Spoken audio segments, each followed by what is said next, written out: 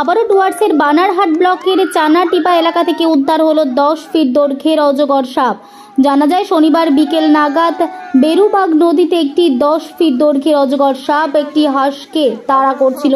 ঠিক সেই সময় এলাকার যুবক এবং বাসিন্দাদের চোখে পড়ে। তৎক্ষণাৎ বাসিন্দারা সাপটিকে ধরে একটি বাঁশের ঝোপঝাড়ে বেঁধে রাখে।